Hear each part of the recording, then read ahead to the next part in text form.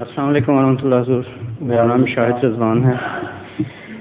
سوال ہے کہ سیدنا حضرت مسیح موعود علیہ الصلوۃ والسلام نے حقیقت الوحی میں ایک جگہ فرمایا کہ حضرت شہزادہ عبداللطیف صاحب رضی اللہ عنہ کا ایک بال شیشی میں بیت الدعا میں انہوں نے کسی کونے میں محفوظ رکھا ہوا تھا جس سے مشک کی خوشبو آتی تھی۔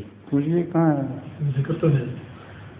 کہاں ملتا ہے ذکر؟ حقیقت الوحی حقیقت الوحی میں تو وہ کہاں گئی شیشی؟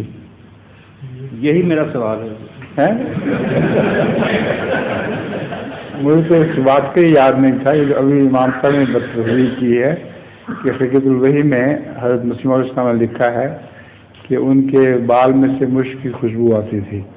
اس پر تو ہم ایمان لاتے ہیں، مگر وہ شیشی محفوظ نہیں ہے۔ ہو سکتا ہے اللہ کی تقدیر نے اس لیے اس کو نامحفوظ رکھا ہو کہ اس سے شرک نہ پیدا ہو۔ جزاک اللہ۔